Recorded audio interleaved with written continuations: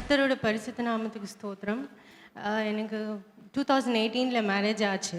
மேரேஜுக்கு முன்னாடியே எனக்கு பிசிஓடி இருந்துச்சு. கொஞ்ச நாள் கழிச்சு தைராய்டும் வந்துடுச்சு. ஸோ ஜென்ரல் சேயிங் என்னென்னா, பிசிஓடி தைராய்டு இருக்கும்போது குழந்த அவ்வளோ சீக்கிரமாக பிறக்காது அப்படின்ட்டு. பட் ஆனால் எனக்கு வந்துட்டு அப்போத்துலேருந்து எப்போ நான் இது ரெண்டுத்தில் டயக்னோஸ் ஆனானோ அப்போத்துலேருந்து நான் ரொம்ப ப்ரேயர் பண்ணேன். இந்த மாதிரி நேச்சுரல் விதத்தில் எனக்கு வந்துட்டு ப்ரெக்னென்சி வரணுன்ட்டு. ஆனால் அன்பரின் பாதத்தில் ஒரு நாள் மீட்டிங்க்கு நான் வந்தேன் 2018. அப்போ வந்து நான் ப்ரேயர் பண்ணேன். அப்போ அங்கிள் சொன்னாங்க, யார் யார் வந்துட்டு ப்ரெக்னென்சிக்காக வெயிட் பண்ணுறீங்களோ நேச்சுரல் ப்ரெக்னென்சிக்கு இன்னும் கொஞ்ச நாள் உங்களுக்கு பாசிட்டிவ் ரிசல்ட் கிடைக்கும்னு சொன்னாங்க. ஸோ அதே மாதிரி வந்துட்டு எனக்கு பாசிட்டிவ் ரிசல்ட் வந்துச்சு. ஹாஸ்பிட்டலில் போய் ஸ்கேன் எடுத்து பார்க்கும்போது, இதுதான் என்னோடய ஃபஸ்ட்டு பையன். ஹாஸ்பிட்டலில் போய் ஸ்கேன் எடுத்து பார்க்கும்போது பேபி நல்லா இருக்குது, கரெக்டாக யூட்டஸில் தான் இருக்குது. ஸோ அது நேச்சுரல் ப்ரெக்னென்சின்னு சொன்னாங்க. ரெண்டாவது வந்து அற்புதம் வந்து என்னோடய செகண்ட் டெலிவரிக்கு. இவன் பிறந்ததுக்கப்புறம் எனக்கு கொஞ்ச நாள் கழித்து ஃபெலோப்பியன் டியூப்பில் பிளாக் வந்துடுச்சு. ஸோ என்ன சொன்னாங்க, நேச்சுரல் ப்ரெக்னென்சி, இன்கேஸ் நீங்கள் ப்ரெக்னென்சி பிளான் பண்ணுறீங்கன்னா வந்துட்டு அது நேச்சுரலாக முடியாது, லேப்ரோஸ்கோபி பண்ணிவிட்டு ஃபஸ்ட்டு அந்த டியூபிள் பிளாக்கை எடுத்துகிட்டு அதுக்கப்புறம் தான் வந்துட்டு ப்ரெக்னென்ட் ஆக முடியும். அது வரைக்கும் எனக்கு ரொம்ப பெயின் இருந்துச்சு. ரொம்ப டாக்டர்கிட்ட போனால் ஃபெலோப்பியன் டியூப் பிளாக் சொல்லிட்டாங்க. அதுக்கப்புறம் வந்துட்டு இந்த 2022 ஃபெப்ரவரியில் வந்துட்டு எனக்கு ப்ரெக்னென்சி ரிசல்ட் பாசிட்டிவ் வந்துச்சு. நான் ரொம்ப வருத்தப்பட்டேன், எனக்கு இது வந்து டியூபிள் ப்ரெக்னென்சியாக இருக்கக்கூடாது அப்படின்ட்டு. அங்கிள் சொன்னார், இந்த மாதிரி ஹெவன்லேருந்து எது வந்தாலும் அது ஒரு பிளெஸ்ஸிங்காக தான் முடியும்ன்ட்டு. ஸ்கேன் எடுத்து பார்க்கும்போது ரிசல்ட் வரும்போது டாக்டரே ஷாக் ஆகிட்டாங்க. இந்த மாதிரி இது வந்து ரொம்ப பாசிபிள் இல்லை, ஃபெலோப்பியன் டியூபோட ஒரு நேச்சுரல் ப்ரெக்னென்சி பாசிபிளே இல்லைன்னு சொன்னாங்க. ஸோ நான் ப்ரேயர் பண்ணது அங்கிளோட வார்த்தை எனக்கு ஞாபகம் வந்துச்சு. அதே மாதிரி எனக்கு அந்த டைமில் என்ன சொன்னாங்க, சர்ஜரி, எனக்கு சிசேரியன் தான் ஆச்சு. சர்ஜரி பண்ணும்போது உங்களுக்கு வந்துட்டு ஃபெலோப்பியன் டியூபையும் பிளாக் பண்ணது எடுத்துடலாம் அப்படின்னாங்க. But for my surprise and everybody surprise, எனக்கு வந்து அந்த ஃபெலோப்பியன் டியூப் பிளாக் அது நேச்சுரலாகவே மறைஞ்சிடுச்சு. எனக்கு லேப்ரோஸ்கோபி தேவைப்படல. கர்த்தருடைய பரிசுத்த நமக்கு ஸ்தோத்திரம். நாங்கள் பெங்களூர் ஜெயநகர்லேருந்து வரோம். போன வருஷம் ஏப்ரல் 2 நாங்கள் இங்கே ப்ரேயருக்கு வந்திருந்தோம். அப்போது ஸ்டீஃபன் ஐயா கிட்டே எங்கள் அண்ணாவது எங்கள் அண்ணிக்கு ஃபோட்டோ வச்சு ப்ரேயர் பண்ணிட்டு போனோம். அவங்களுக்கு கல்யாணம் ஆகி 9 வருஷம் ஆகி கூட குழந்தை இல்லாத இருந்துச்சு. இப்போ அதே ஏப்ரல் 2 எங்கள் அண்ணனுக்கு ஒரு பொண்ணு குழந்தை பிறந்திருக்குது. அதுக்காக கடவுளுக்கு நன்றி சொல்கிறேன். கர்த்தருக்கு நன்றி. நான் வந்து மும்பையிலேருந்து வரேன். 7 வருஷமாக எனக்கு குழந்தை இல்லை. லாஸ்ட்டு ஏப்ரல் மந்த்து நான் இங்கே வந்தேன். நான் என்னென்ன ஹாஸ்பிட்டலுக்கோ போயிருந்தேன், IUI IVF என்னென்னவோ ட்ரை பண்ணியிருந்தேன். எதுவுமே எனக்கு சக்ஸஸ் ஆகவே இல்லை. லாஸ்ட்டாக இங்கே வந்தேன், அம்மா கூட்டிகிட்டு வந்தாங்க. ஐயா எனக்கு லாஸ்ட்டாக எனக்கு கையில் ஒரு வசனம் கொடுத்தாரு, கர்த்தர் உனக்கு கர்ப்பப்பையில் கொடுத்துட்டாரு, நீ பத்திரமா பாதுகாத்துக்கோ அப்படின்னு சொன்னா, இந்த வசனத்தை பிடிச்சிக்கோ அப்படின்னு சொன்னார். இதை பிடிச்சிட்டு தான் நான் பாம்பேக்கு போயிருந்தேன். அந்த மந்த்தே நான் கன்சீவ் ஆகிட்டேன். நான் இப்போ எனக்கு டிசம்பர் மந்த்து பாப்பா பிறந்துட்டாங்க. ஒரு அழகான குழந்தையை கொடுத்து இந்த பிள்ளைகளை தேவன் ஆசீர்வதித்திருக்கிறார்.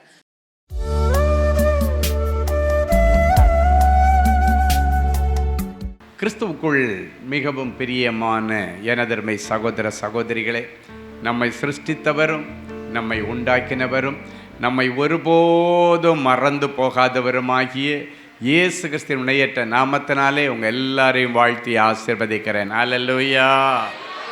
எல்லாரும் சந்தோஷமா இருக்கீங்களா? எடுத்து வாசிங்க உபாகமத்தின் புஸ்தகம் 1ஆம் அதிகாரம் 31வது வசனம் இப்படியாய் சொல்லுகிறது. எடுத்து வாசிப்போமா? ஒரு மனிதன் தன் பிள்ளையை சுமந்து கொண்டு போகிறது போல நீங்கள் இவ்விடத்திற்கு வருகிறது வரைக்கும் நடந்து வந்த வழிகள் எல்லாவற்றிலும் உங்கள் தேவனாகிய கர்த்தர் உங்களை சுமந்து கொண்டு வந்ததை கண்டீர்களே. இன்னைக்கு பூமியின் உயர்ந்த இடத்துல ஆண்டவர் உங்களை உட்கார வைக்கிறதுக்கு 2 காரியம்தான். ஒன்று, உன் தாய் தகப்பனுடைய ஆசீர்வாதம்.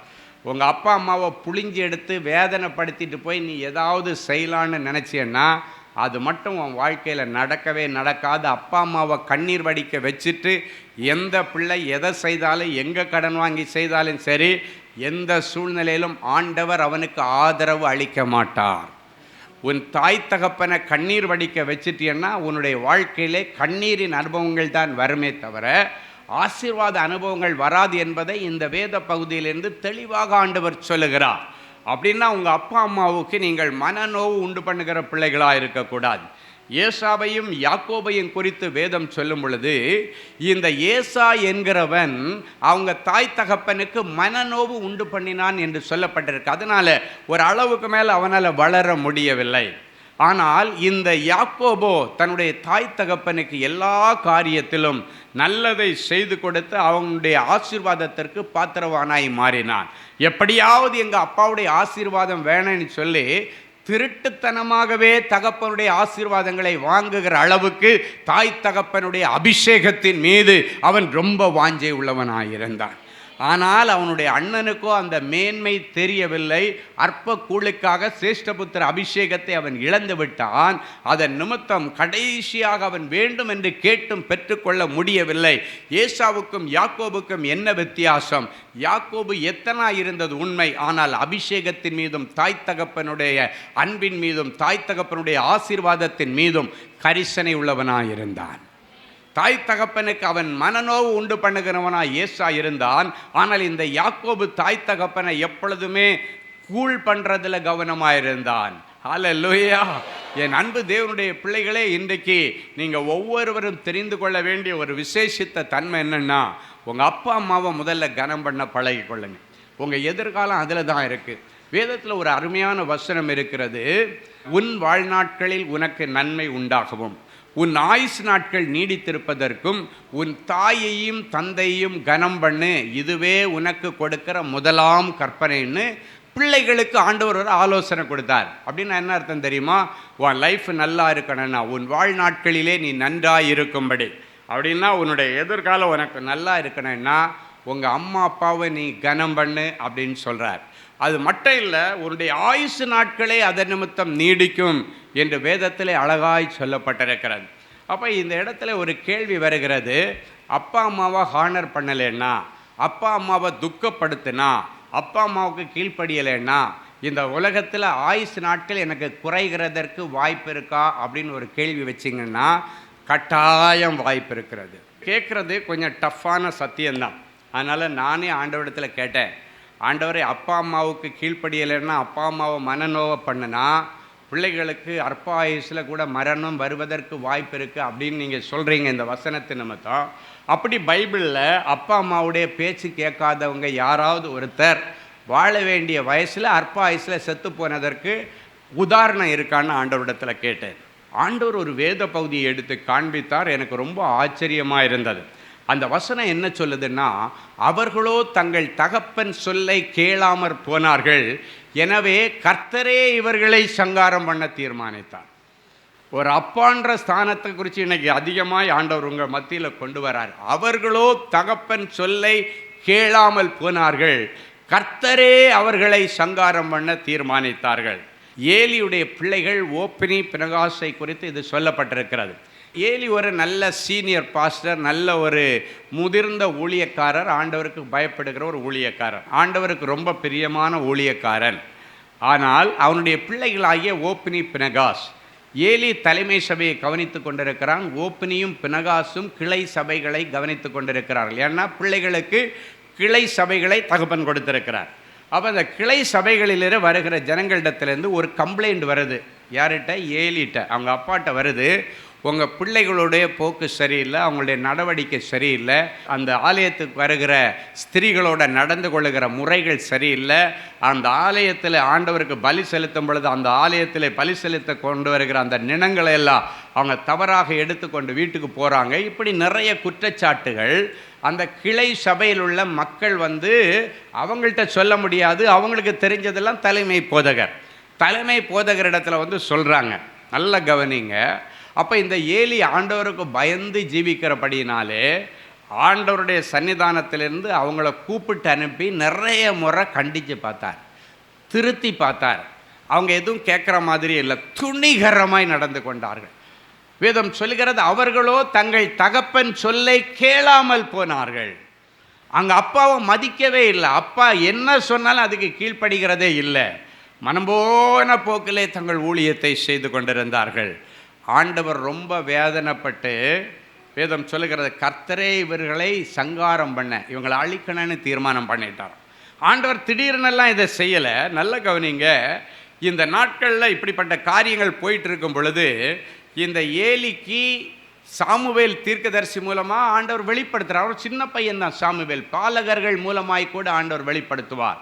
அந்த சாமுவேல் என்ற பிள்ளையாண்டான் இந்த ஏலி இடத்துல வளரும் பொழுது ஏலி இடத்துல ஒரு காரியத்தை சாமுவேல் சொல்லுகிறான். என்னன்னா, ஆண்டவர் உன்னையும் உன் பிள்ளைகளையும் நல்லா வைப்பேன்னு சொல்லி ஏற்கனவே உனக்கு வாக்கு கொடுத்திருக்கிறார், இனி அது எனக்கு தூரமாயிருப்பதாக அப்படின்னு சொல்கிறார். அப்படின்னா, உன்னையும் உன் பிள்ளைகளையும் நல்லா வைப்பேன்னு நான் ஏற்கனவே உனக்கு வாக்கு கொடுத்திருக்கிறேன். ஆனால் இன்றைக்கு உன் பிள்ளைகளுடைய தகாத செயல்களின் நிமித்தம் இனி அந்த வார்த்தை இனி எனக்கு தூரமாயிருப்பதாக, அப்படின்னா அது இனி நடக்காது. அந்த வார்த்தையை நான் கொடுத்த அந்த வாக்கு தத்தத்தை நான் கேன்சல் பண்ணுற காரணம்னா என்னுடைய மனசு ரொம்ப வேதனைப்படுகிறது. அப்போ இவ்வளவு எச்சரிப்பு கிடைக்கிறது ஆண்டவரிடத்திலிருந்து. எச்சரிப்பெல்லாம் பண்ணாமல் ஆண்டவர் செய்யவில்லை. இந்த எச்சரிப்பின் நிமித்தம் இன்னும் அதிகமாய் தன் பிள்ளைகளை அவன் கூப்பிட்டு வரவழைத்து அவர்களுக்கு ஆலோசனை கொடுக்கிறான். அவர்கள் அதை காதில் வாங்கி கொள்ளவில்லை. என்ன நடந்துச்சுன்னு தெரியுமா? ஒரே நாளிலே ஓப்பனியும் பினகாசும் செத்து போனார்கள். இதில் என்ன கொடுமைன்னா, ஓப்பனியுடைய மனைவி டெலிவரிக்காக அனுமதிக்கப்பட்டிருக்கிறாள். பிள்ளை பெறுவதற்கு அவள் முழு மாத பிள்ளை தாட்சியாக இருக்கிறாள். இந்த சம்பவம் நடக்கும் பொழுது இந்த ஓப்பனியும் பினகாசும் ஒரே நாளிலே சாகும் பொழுது ஓப்பனியுடைய மனைவி பிள்ளை தாட்சியாக குழந்தைய பெற்றெடுக்கிற நிலைமையில் இருக்கிறாள். இப்போ இவங்க 2 பேரும் மரித்து போன உடனே அவங்க அப்பா ஏலி இடத்திலே வந்து சொல்லுகிறார். ஜனங்கள் சொல்கிறாங்க, உங்கள் பிள்ளைகள் 2 மரித்து போய்விட்டார்கள். என்ன நடந்துச்சு தெரியுமா? அந்த ஷாக்கில் அப்படி இருந்த சேர்லேருந்து எழும்பினார் அவங்க அப்பா. பைபிளில் இருக்கிறத அப்படியே உங்கள் பாஷையில் சொல்கிறேன். அவர் உட்கார்ந்து இருக்கும்போது இந்த செய்தி வந்து சொல்கிறாங்க, உங்கள் பிள்ளைங்க 2 பேரும் இன்றைக்கி மரித்து போய்விட்டார்கள். அந்த ஏலி முதிர்ந்த ஊழியக்காரன் அப்படி அதிலேருந்து எழும்பி, அந்த நாற்காலியிலிருந்து எழும்பி அதை கேட்ட உடனடியாக அந்த ஷாக்கில் கீழே விழுந்து பிடரி முறிந்து செத்தான் என்று சொல்லப்பட்டிருக்கு. அப்படின்னா முதுகு தந்த இடுப்பெலும்பு இருக்குல்ல, கீழே விழுந்ததில் அது எலும்பு முறிஞ்சி செத்து போயிட்டார். இந்த செய்தி அடுத்து யாருக்கு போகுதுன்னா, அவனுடைய ஓப்பனியுடைய மனைவி பிரசவத்துக்கு ரெடியாக இருக்கிற இடத்துல போய் சொல்கிறாங்க, உன்னுடைய புருஷனும் உன் கொழுந்தனும் செத்து போயிட்டாங்க, இதை கேட்ட உன் மாமனார் செத்து போயிட்டாருன்னு சொன்ன உடனடியாக இவளுக்கு அந்த ஷாக் நியூஸை கேட்டு அந்த பிள்ளையை பிரசவிச்சுட்டு அந்த பிரசவ பெட்டிலே அவள் செத்து போயிட்டாள். ஒரே வீட்டிலே 4 சடலங்கள். மாமனார், மருமக, 2 பிள்ளைங்க. எப்படி இருக்க யோசித்து பாருங்க அந்த வீட்டுடைய நிலைமை. இந்த காரியங்களுக்கு காரணம் என்ன? அவர்களோ தங்கள் தகப்பன் சொல்லை கேளாமல் போனார்கள். அவர்களுக்கு தீர்க்காயுசோடு கூட என் சன்னிதானத்தில் வளருவார்கள் என்று வாக்கு கொடுத்திருந்தோம். அவருடைய தகாத செயல்களின் நிமித்தம் ஆண்டவர் சொல்லுகிறார், இனி அது எனக்கு தூரமாக இருப்பதா. இதில் என்ன ஒரு வேதனைக்குரிய காரியம்னா, சில பிள்ளைகள் அசால்ட்டாக செய்யக்கூடிய சில காரியங்கள் அவருடைய குடும்பத்தையே நிலைகுலைய வைக்கிறது, அந்த குடும்பத்தையே சீரழித்து போடுகிறது. யோசித்து பாருங்கள், ஒரு தகப்பனுடைய சத்தத்தை மதிக்கிற பிள்ளைகளாய் நீங்கள் இருக்கணும். இந்த யாக்கோபனுடைய ஸ்பெஷாலிட்டியே அவங்க அப்பா அம்மாவை மதித்து சண்டை போடாமல் 1 பைசா வாங்காமல் வீட்டை விட்டு வெளியே போனால் ஆண்டவர் அவனை உயர்த்தினார். இந்த வசனம் சொல்லுகிறது, ஆண்டவர் அவனை பூமியின் உயர்ந்த ஸ்தானங்களிலே ஏறி வர பண்ணி யாக்கோபின் சுதந்திரங்களினாலே அவனை அலங்காரம் பண்ணி அழகு பார்த்தார். ஹல்லேலூயா. எந்தெந்த பிள்ளைகள் உங்கள் பெற்றோரை வேதனைப்படுத்துகிறீங்களோ, அப்பா அம்மாட்ட போய், அப்பா என்னை மன்னிச்சிருங்க, உங்களை ரொம்ப வேதனைப்படுத்தியிருக்கிறேன், உங்களை ரொம்ப நோகடிச்சிருக்கிறேன், உங்களை ரொம்ப துக்கப்படுத்தியிருக்கேன், என்னை மன்னிங்கன்னு சொல்லிட்டு இன்றிலிருந்து அந்த தாய் தகப்பன் பிள்ளைகள் உறவை நீங்கள் புதுப்பித்து கொள்ளும்படி கர்த்தருடைய ஆவியானவர் ஏவுகிறார். அப்பா அம்மாவுக்கு கீழ்ப்படியணுன்றது தான் பிள்ளைகளுக்குரிய பிரதான கட்டளை என்று ஆண்டவர் சொல்லி இருக்கிறார். எனவே இந்த கட்டளைக்கு உங்களை கீழ்ப்படுத்துங்க, உங்கள் வாழ்க்கையில் மகிமையான காரியத்தை பார்ப்பீங்க. ஹல்லேலூயா.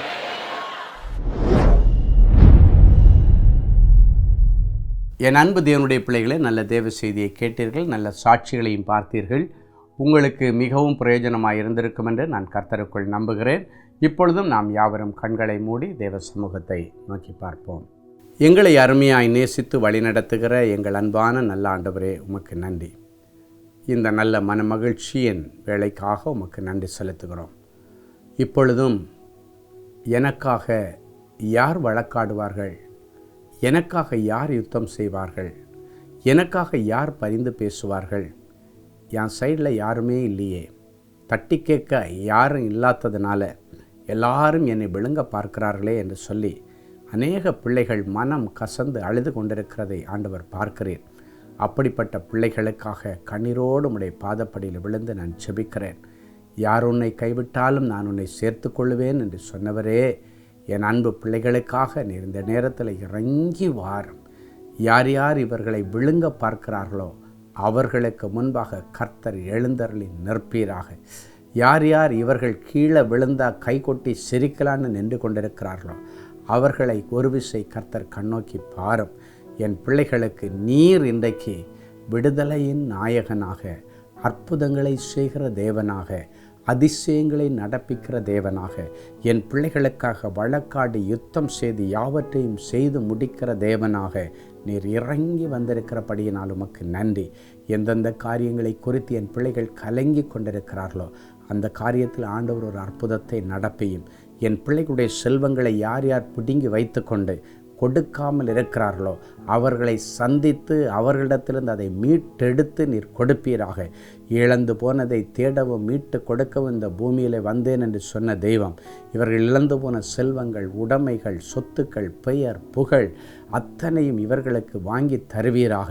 இவர்கள் இழந்து போன அபிஷேகம் மறுபடியும் இவர்களுக்கு நீர் கொடுப்பீராக. ஆண்டவருடைய பெரிய தயை இவர்கள் மேலே தங்கியிருப்பதாக. வியாதியோடு கண்ணீரோடு விழுந்து கிடக்கிற என் பிள்ளைகளை கண்ணோக்கி பார்த்து, எனக்கு விருப்பம் உண்டு மகனே மகளே நீ சுகமாகு என்று உம்முடைய வார்த்தையை அனுப்பி அவர்களை குணமாக்கும். மரண கட்டுகளிலிருந்து என் பிள்ளைகளை நீர் விடுதலையாக்குகிறதற்காய் உமக்கு கோடி ஸ்தோத்திரங்களையும் நன்றி பலிகளையும் காணிக்கையாய் சமர்ப்பிக்கிறோம். கர்த்தருடைய நாமம் பலத்த துருகம், நீதிமான் ஓடி அதிலே சுகமாய் தங்கியிருப்பான் என்று சொன்னீரே. இயேசு என்கிற பலத்த துருகத்திற்குள்ளே ஓடி இவர்கள் சுகமாக, பாதுகாப்பாக, பத்திரமாக, ஆரோக்கியமாக, தீர்க்காயுசோடு தங்கியிருக்கட்டும். சொந்த வீடு இல்லையே என்று கதறுகிற பிள்ளைகளுக்கு ஆண்டவர் சொந்தமான ஒரு வீட்டை கட்டித்தாரும். வியாபார ஸ்தலம் வாடகை இடத்துல இருக்கிறதே என்று அழுகிற பிள்ளைகளுக்கு சொந்த இடத்துல வியாபாரம் பண்ணுகிற கிருபையை இவர்களுக்கு தாரும். குடும்பத்தில் பிள்ளைகள் இன்னும் மனம் திரும்பலை, பிள்ளைகளுடைய லைஃப் செட்டில் ஆகலைன்னு அழுகிற பெற்றோருடைய கண்ணீரின் ஜபத்தை கேட்டு பிள்ளைகளுக்கு மனம் திரும்புதலையும் பிள்ளைகளுடைய எதிர்காலத்தை பிரகாசமாய் மாற்றி கொடுத்து அவர்களை கனம் பண்ணும். நிறைஞ்ச மனசில் இவர்களை ஆசீர்வதிக்கிறேன் இயேசுவின் மூலம் பிதாவே, ஆமென், ஆமென்.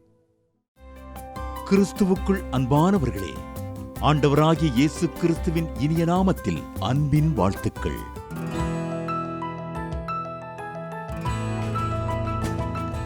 எங்களுடைய மார்வெல் திருமண தகவல் மையத்தை ஆன்லைன் சேவை மூலம் உங்களுக்கு அறிமுகப்படுத்துவதில் நாங்கள் மிகுந்த மகிழ்ச்சி அடைகிறோம். எங்களது மார்வெல் திருமண மையம் கிறிஸ்தவ குடும்பத்தில் திருமணத்திற்கு ஆயத்தமாயிருப்பவர்கள் தங்களுக்கு ஏற்ற வாழ்க்கை துணையை தேர்ந்தெடுக்க சிறந்த திருமண சேவை மையமாக இருக்கிறது.